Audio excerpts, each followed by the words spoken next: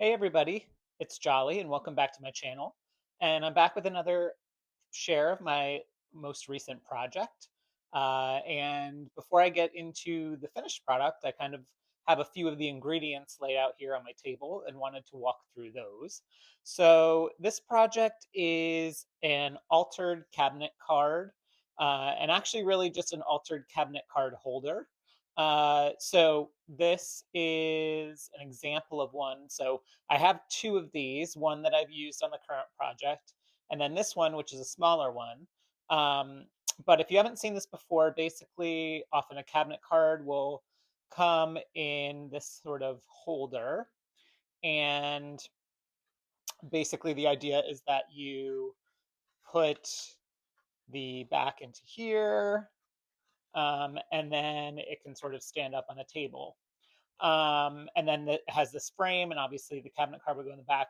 I have two of these, and like I said, they were both in pretty rough shape. So you can see this one I've was already coming off. So I took it off the rest of the way, took the photo out, and did some patching on the back here. Um, but the idea, and I first saw this, I now learn that lots of people have done this, but I first saw it from Greg Hansen, who's an incredible collage and assemblage artist. He goes by G Hansen here on YouTube. I don't think he makes YouTube videos anymore.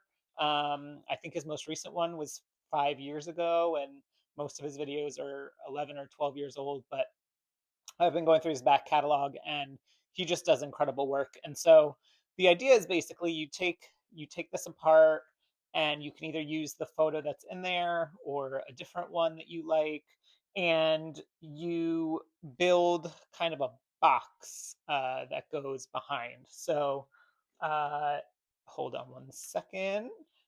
So I have here an example of a box, which I'm going to do this one next. But uh, this, so this is just this is just a little cardboard jewelry box that I painted with black gesso. And the idea is you put it behind, you glue all this together, and then you have a box in which to build an assemblage. So I thought that was a really neat idea, and I had these two that were that were already in pretty rough shape, and so I didn't feel bad about you know altering them in this way. And so that's sort of the base idea, is sort of this altered cabinet card. And then um, I knew I wanted to use for a focal point. So this is a CDV, and I got this from an Etsy seller in the UK.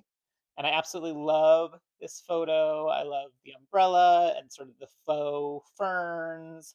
Um, and then, so this one's from Leeds in the UK, and absolutely gorgeous advertisement on the back.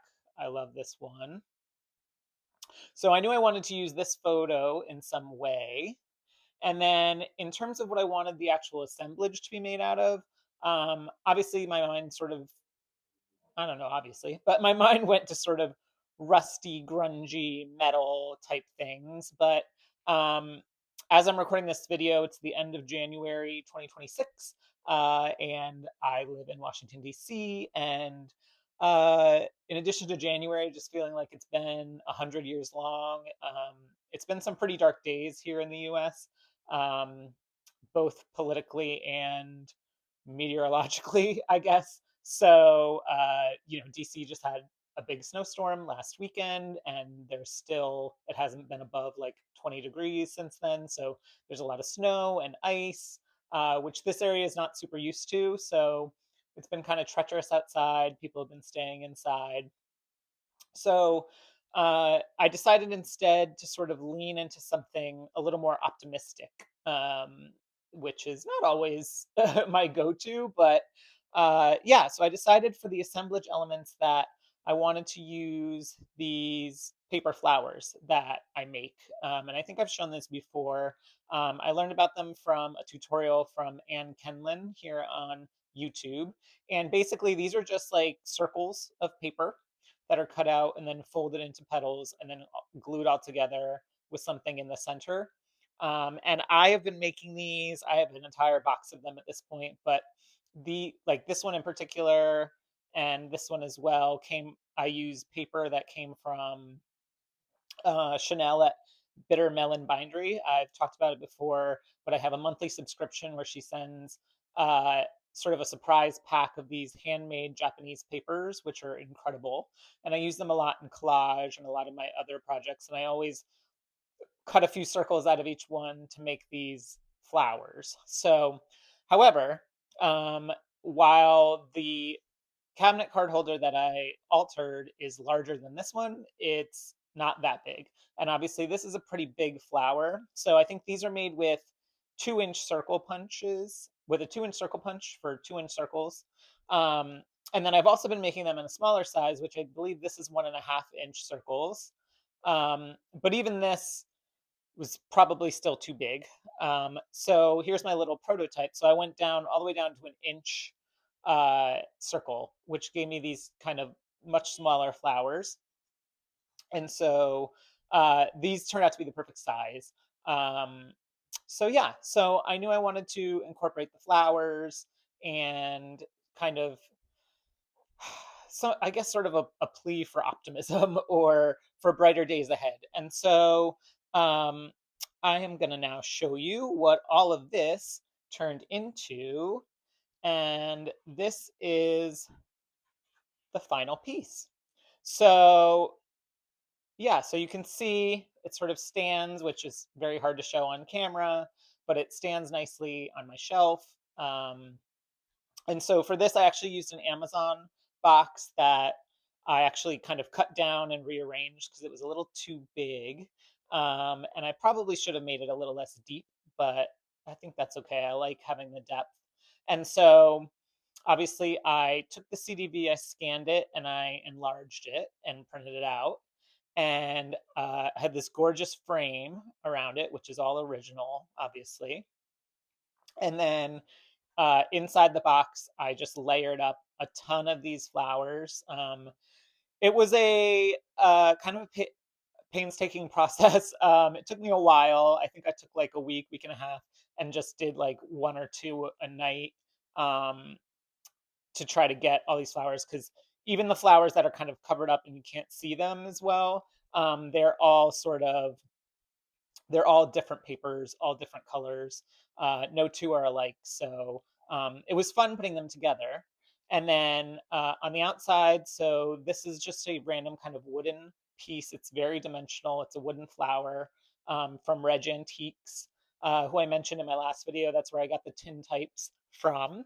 And then for the, I love words and I love quotes. And so I did a little bit of found poetry on here as well. And so again, with the umbrella and the flowers, I decided to go with use these words, which are, please tell me the bad weather turns out pleasing and cheerful flowers. So again, just a little hint of optimism that tomorrow will be brighter and that spring is on its way.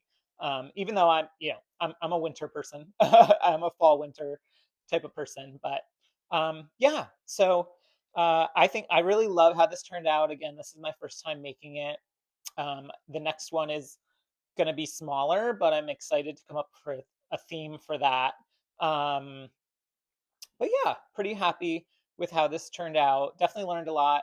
And again, this is just sort of cardstock. So I'm a little worried that it may start to flop over at some point, but I did leave space in the back to add a stabilizer if needed. But so far, it's been holding up pretty well. So yeah, so that's it. That's my altered cabinet card assemblage project. And yeah, I hope you are warm and safe and looking forward to February wherever you are. Thanks. I'll see you again in my next video.